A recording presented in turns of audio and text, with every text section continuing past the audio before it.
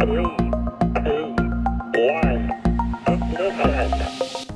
everyone, this is Dr. Liz, and you're listening to Include with Dr. Liz.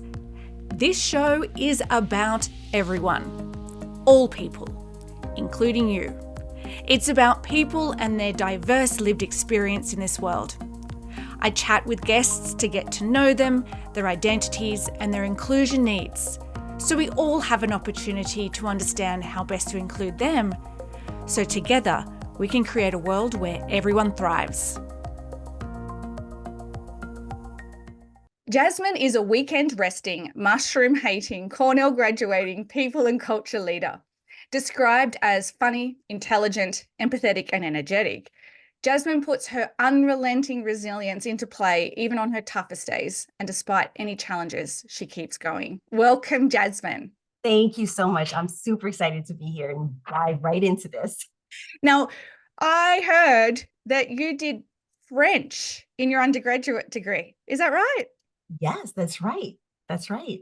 Now, I want to pick up on something that you said, and I'm not sure everyone's really aware of that distinction between identifying as Black in the context of racial construct of Black American or African American. I mean, I know that there'd be definitions in the dictionary, but just from your lived experience and point of view, what does that mean for you? What's the difference and why is there a difference? Yeah, that's a good one. That's a really good question. I think we all have very different opinions on it. My opinion is when I'm in the States and I am filling out a form, or if I'm speaking somewhere, I identify as Black because I want to make sure that there's no confusion that I'm not anything else. I'm proud to be Black and I want that to be known, right? The other side of that is, I want to also recognize the roots by which I come from. So I don't necessarily typically identify as African American. However, in certain conversations like this, I'm very proud to say I am also African American because Black doesn't speak to the slavery. Black doesn't, speak to the journey that we had to go through. And the fact that, many of us don't even know our real names. Many of us can't even, trace our ancestors. And so that African part is really symbolic. I just want to ask, as an ethnic minority, racial minority, is there a distinguishable difference in the United States for you on those two terms? That's a really good question. And I am honestly always going back and forth about it. I think when I think race, obviously, I think, the color of my skin, which, would be Black. When I think ethnicity, I think about the home, the source,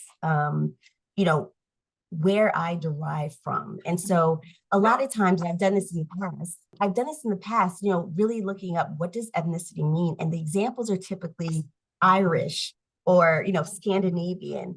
And I have always wondered, does that mean African for me? What does that mean for me? Because I have never been to Africa, although I have African roots. And so is it okay for me to identify as an ethnic minority? Because I have never been there, but I know it's in my roots. I tend to think, there's a difference between the color of your skin and where you come from, and you can have someone who is brown who, has roots from Scotland. And I think that it's a great way to delineate and to, showcase the intersection that people have.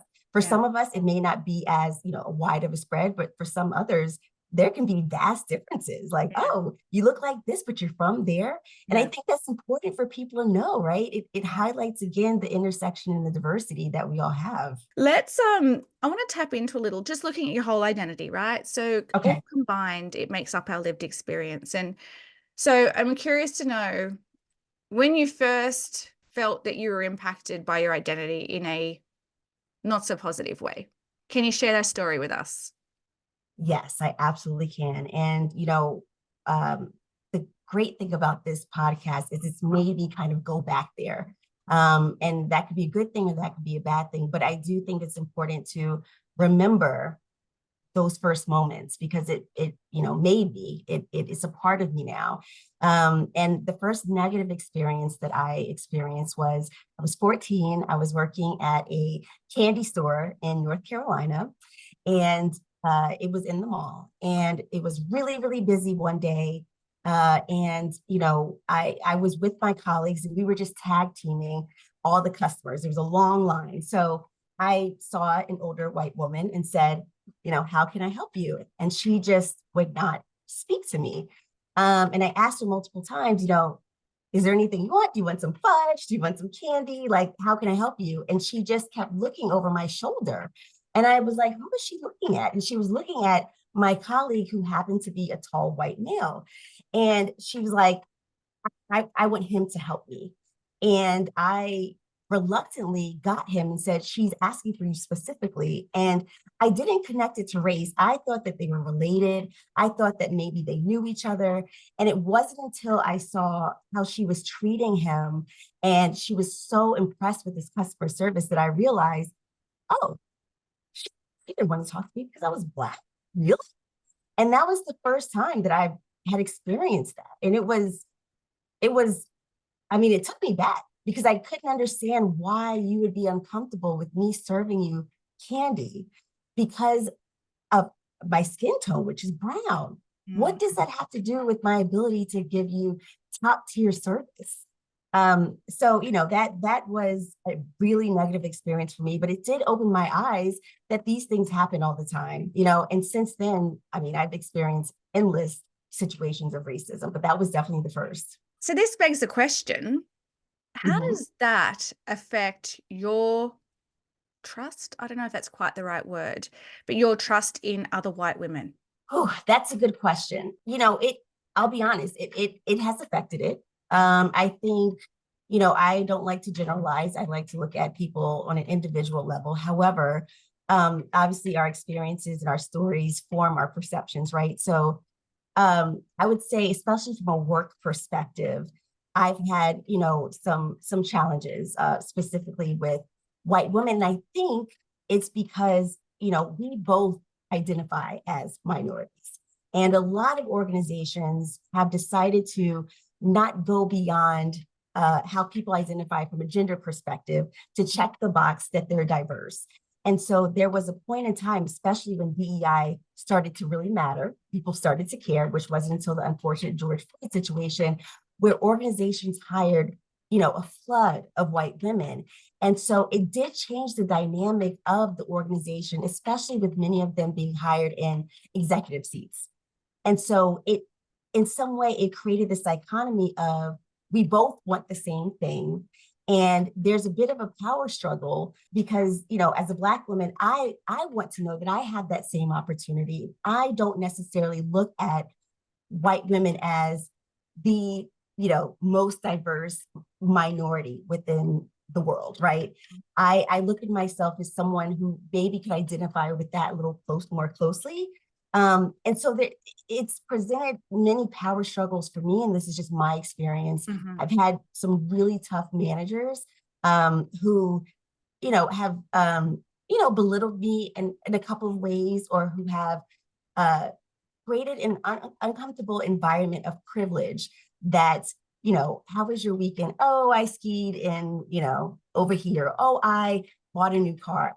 And I could relate to that. And so it just made for, building these types of relationships even harder because, yes, we may both identify as women, but our experiences are so different. And I don't know if, we being, both are taking the time to get to know each other on a personal level, to get to understand who we are behind the color of our skin so that we can help each other get to the same place. And I think the origins of this, comes from, women's right to vote. There was this big movement and it's so, broadcasted that it was all about women, women, women, and we did all this stuff. However, Black women were not a part of that, right? We were in the background and we had our own separate journey on our ability to even be accepted within the community. And so that has continued to grow and stem into the dichotomy of today. It's still prevalent. Yeah. That is even just good advice for people that want to make sure that they're making others feel safe around them, right? Be aware of how you're turning up. Yes. What are the words you're using? What is the body language that you're putting out there? Yes. So yeah, good advice, Jasmine. Exactly. I hope people take that on board. Exactly. We talk about this creating psychological safety, but I think it can become such a cerebral kind of theoretical, okay, but how? And at a very, very simple level, be curious, be warm and engaging. Yes. Body language, the words you use. Yes. Yes. Yes. Listening, asking, Yeah. like you said, being curious, that tells me that you care about me. You Mm. want to know more about me, maybe my differences, versus someone who may not give me the opportunity, who may make assumptions about me and doesn't give me a chance to even, use my voice. At Yeah. that point, I say, okay, maybe they don't like me. Maybe they I'm don't out. like Black people, So Yeah. yeah, that's kind of how I'm a big energy person. Yeah. I was working with an organization that sort of have entertainment venues, generically, and Okay. they had problem with one of their ticket scanners, like as in the person that takes and scans, and Okay. they'd complained that they were being profiled, racially Okay. profiled by customers coming through. And Okay. so in having conversation, I went and had a conversation to understand this further so we could work out what was going on. Sure. And he described to me that, well, every time a woman comes past me, I can tell she holds onto a bag. Like she always covers a bag.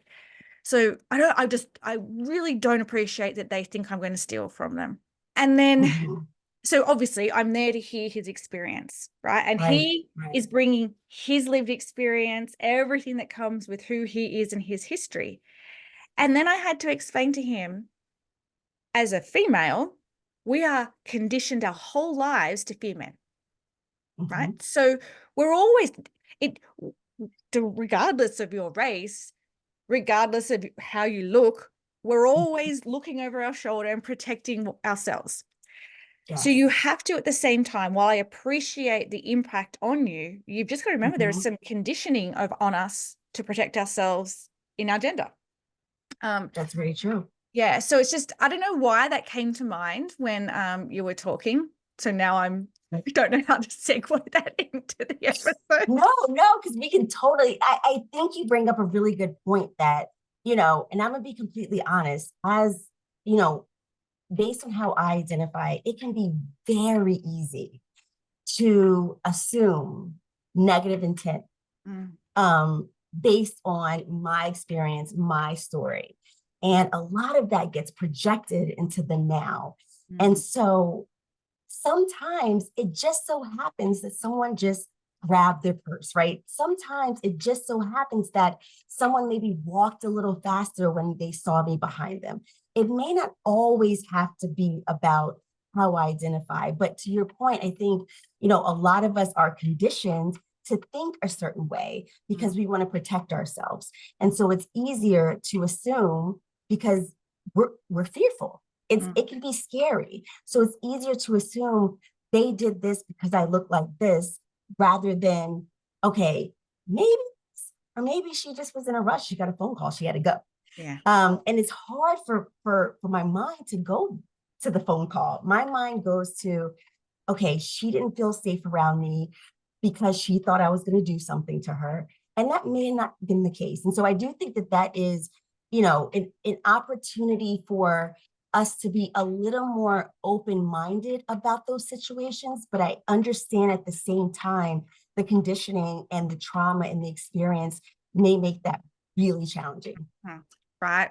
I mean, you even talk about the trauma that you're saying that across the lifespan of yourself, that it informs us in ways that, someone that looks like you could have had a completely different experience throughout their life Yes. based on where they lived and their Yes. upbringing and good things that have happened and bad things that have happened. And so the Yes. way they see the world and approach it and all that kind of stuff is completely different. It's so right. Yeah. It's so right. Because I have plenty of other Black women friends who wouldn't even think anything of it. Mm. Not at all. Wouldn't even bother them if someone held their purse in front of them. Yeah. And to your point, they had a different lived experience than I. Yeah. Yeah. Okay. So we've talked a bit about the negative, which we have to. It's the elephant in the room. Yeah, it Right. is. How are you leveraging your identity? Like, how do you feel a responsibility for those that come after you as well, Mhm. to leverage who you are and your lived experience to make it easier or better for those that follow you? I do. I carry a really, really big responsibility, and sometimes that can feel overwhelming, and sometimes it can feel challenging, and sometimes it can feel like a burden because I feel like there were so many Black women or Black people in general that made my ability to get where I am possible. They had to go through way more than I've had to go through. And what I've had to go through has been a lot. And so I want a couple of things. I want to be able to show that, you know, people who may identify as me can get to certain places within their career. They can focus on finances.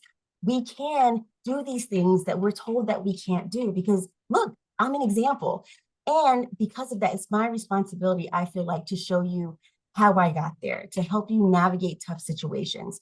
The last thing I want is to see, brown girls up and coming having to experience the exact same things that I've experienced, which has led to a lot of not great feelings and some of the mental illness that I have, instead of just giving them the ropes and saying these are things you look out for, or you can use me as a mentor, because it's really unfair that there's so many hurdles to get to the same target that so many other people have. And it's a constant fight, right? Like, I come from corporate America, and if I told you the stories, you would be shocked. And not everybody can deal with that. Mm-hmm. Not everyone has the energy to deal with that. And so I want, others to know that they're not alone.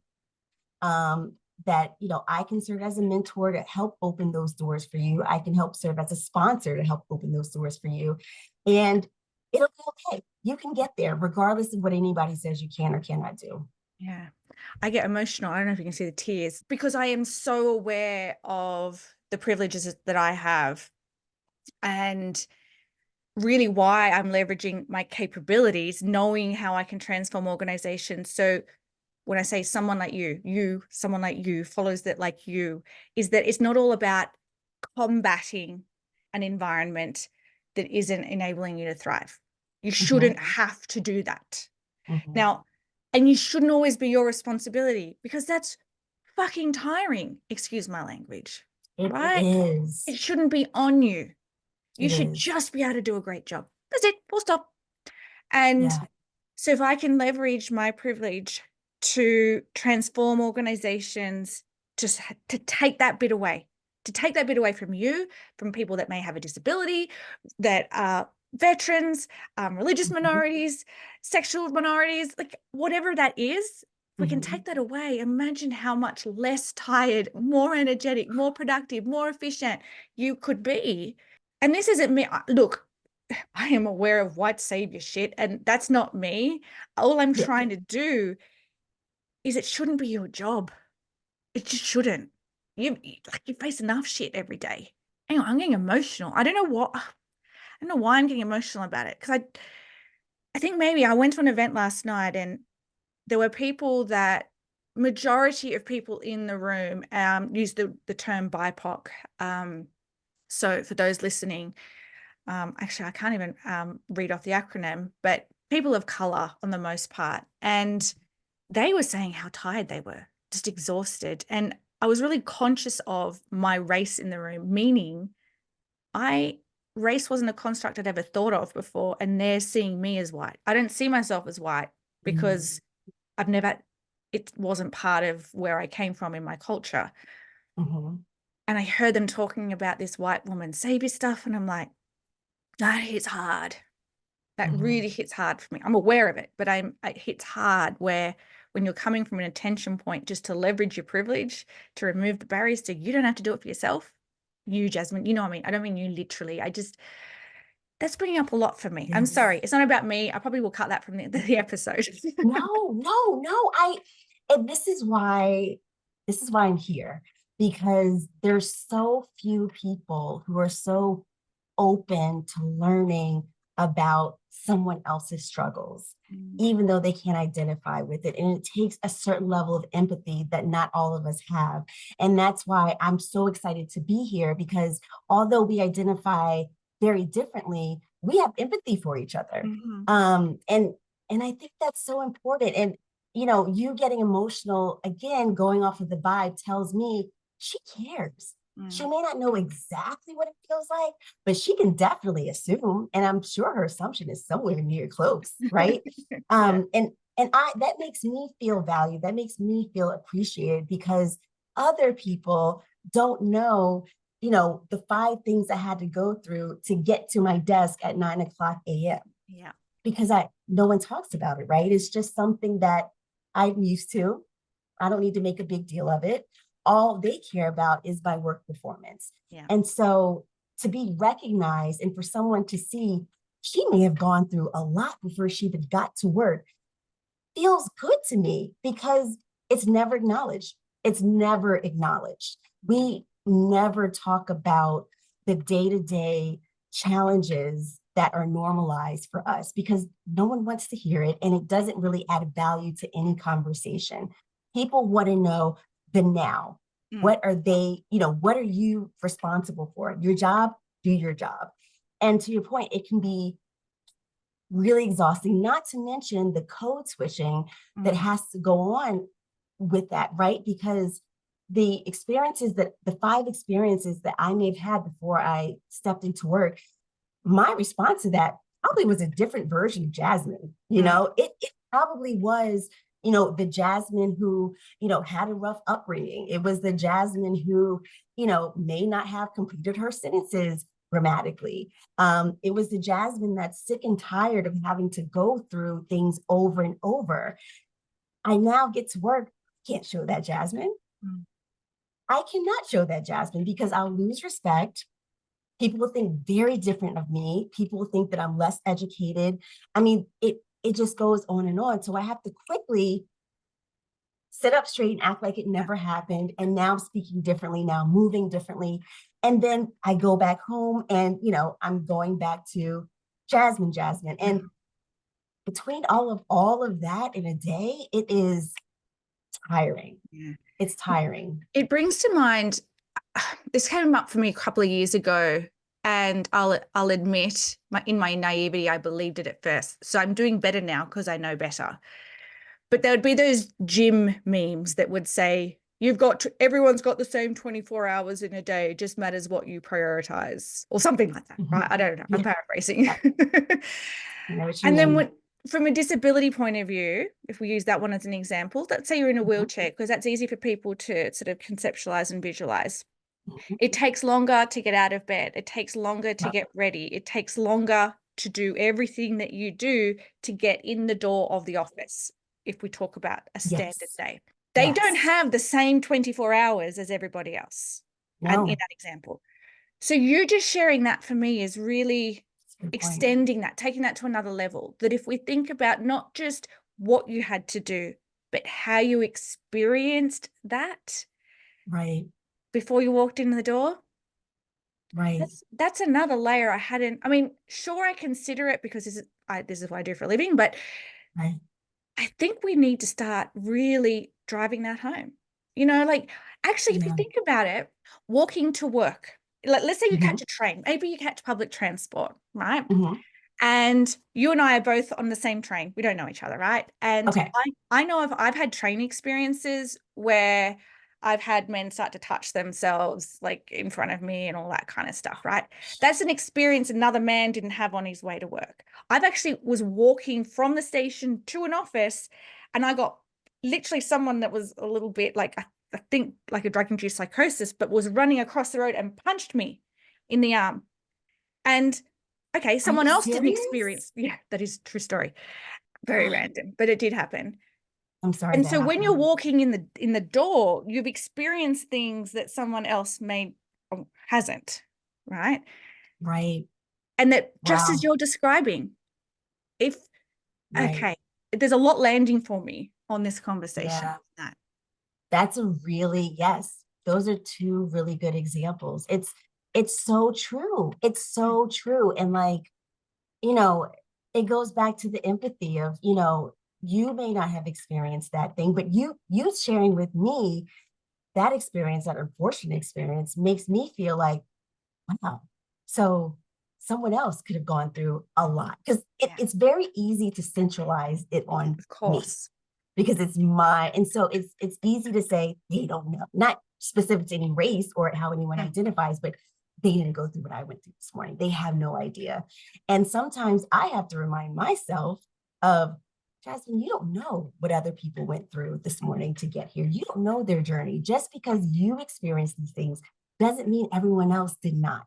Yeah. And so that's something I'm constantly pushing myself on, because it's, you know, I get so caught up in my feelings and my emotions that I forget that other people could have experienced things way worse than me. And, you know, that's something that, you know, I'm trying to be more conscious about, because it, you know, it brings me down to earth that, Jasmine, you should be grateful maybe for what happened to you, because it could have been worse. Or, you know, some other people may not even have a job, right? So I appreciate you sharing that, because it's a reminder that we all have things all the time. We do. So can you describe for me, in a workplace, whether it's your peers or your manager, and you can do both or just one, what could they do to create an environment, or what should they do to create an environment so you can thrive? That's a good question. I would say, you know, my first inclination is to look around to see who's around me. You know, anytime I'm, you know, looking at potentially going to a different job, or I have an interview set up, the first thing I do is go to that company's website to see what the leadership looks like. Me too. If there's, right? If there's no one that can identify similarly to how I identify, I'm already assuming at that point, I may not thrive in that environment, because they may not know what it's like or what I need in order to succeed there. So that, I would say that's definitely the first thing, is to make sure that, you know, as organizations are hiring, they're being very intentional about giving everyone the same access and everyone the same opportunity, because the more diversity you have from any type of diversity, you know, the state you were born, how old you are, the more diversity you have, the more other people come in and find someone they can identify with. And that just perpetuates, you know, more diversity. The second thing is the inclusion part, right? Which is, to me, way more important than the diversity, because you can have such, you know, bright colors and bright stories, but if you don't have the environment to make all of that feel safe, it doesn't matter. Yeah. And so I've seen, you know, a lot of organizations are really big on bringing in, you know, underrepresented minorities, right? And it's a check the box. But then if you look at their attrition rates or their leave rates, they're also the same people who leave the quickest. Yeah. And that part's not acknowledged. And so for me, especially from an HR lens, I like to see, you know, what do those rates look like? I mean, you're bringing, you know, diverse people in, but are you keeping them? Yeah. And that says something to me. I would say something else is, you know, culturally, the organization, I feel like organizations should be conscious that we all don't have the answers. And going back to the word curiosity, a culture that's curious about learning from each other, a company that takes the time, you know, I know in my organization, we do empathy circles, right?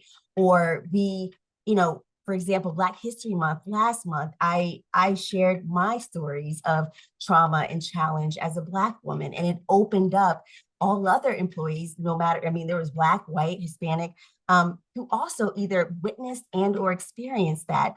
And so giving, you know, me the space to be me as much as I can be me, giving me the space to explain maybe why I'm making the decisions that I am without judgment is really important to me. I've been at many organizations where I make a decision and it's like, why would you do that? Why would you do this? Why would you do that? And I'm not given the opportunity to say, maybe it's because my experience professionally and maybe personal challenges that I've gone through that have led me to this point in thinking that this may be something to consider in the future. And, you know, so really, I think it's just, you know, culturally, you know, diversity, inclusion, giving me the space and the support, no judgment, the ability to voice, and, you know, an environment where people listen, and also an environment that makes me feel psychologically safe, And that gives me the exact same opportunities and access as my peers. And I, clock that by making sure, again, that there's other people that I may identify with on the leadership team. Yeah. So, in the scheme of things, it's really not that much, but I've been so surprised at how many organizations I've worked at that do not have any of it, and that, have resulted in a quick turnaround time for me staying there. Yeah, absolutely. And I think if we layer over the top, if I want to really hone in on to the individual accountability rather than at the organizational system level, is that if you see a new diverse person joining into your team or in the organization, go and make them feel seen and heard and valued. Yes. Right? Because if they are a standout, if they look different, or if they act differently, they know it. Go and make them feel safe, because if they can't see anyone else like them, someone has to go first. It's like we have to start somewhere, right? And so organizations, I agree, inclusion should come before diversity, because if we get inclusion first, and when we get the diverse hires in, they can thrive without having to leave and have a shit experience in the process. But if we have to start somewhere, just make it your accountability. Go connect with them. Go show their value. Create space for them. If you see barriers, remove them. Yes. And something else I would add, you just made me think of something. There was a situation, this is actually a really good story. I know we may be close to time, but there was a situation that I had at an organization I was working at when, the unfortunate George Floyd situation happened. The result of that was this organization bringing all their specific teams together and creating a circle where we could openly talk about it, because it was a lot to process. So I was in my team circle, and I explained that I can relate to a lot of how people are outraged because of X, Y, Z. And I remember my leader said, well, I've never seen any racism against you. And I come from California, and we don't have racism in California. And I instantly shut down, because it made me feel like my experience was not valid. So one of my colleagues, who actually happened to be a white woman, said, no, you need to listen to what she's saying. You don't know what she's experienced. Jasmine, can you share with the group more about that? And it wasn't until she said that I got the space to actually share, and people listened. And when we hung up from that call, I literally slacked her and called her. I was like, thank you so much. And her response, I'll never forget this, was, I knew if I didn't speak up for you, they would never listen. And so, to your point, on individual level, just being conscious of those type of things make all the difference. Yeah. Oh, I have goosebumps head to toe. It's real. It's so real. Yeah. We need to make this practical for people. You don't have to be an expert in someone else's identity. Like this is one of the problems, I think, with how diversity and inclusion efforts have been. Let me teach you about these different identities. But here's the thing. All identities are different through their lived experience. And we can only ever be an expert in our own lived experience. None of us, no one can speak for anyone else. That's right. And so we need to go back to just keep it simple, create space for people. If you see someone being excluded, bring them in. That's it. Yep. That's it. Yeah. That's it. And you have no idea the positive downstream impact that you have made for that organization, for that person, for their experiences. You have no idea what you've done. Yeah. What a brilliant way to round off our episode, Jasmine. Yes, I've enjoyed this so much. Yeah, likewise. I feel like I now need to hang up and schedule a time for us to go have a wine on a Friday evening. I know, I agree. I agree. We could probably talk for hours. I think so. We're going to put your LinkedIn contact details in the podcast description so people can connect with you. And I love that. All right, awesome. Thank you so much for your time today. Thank you. Thank you so much. It was great.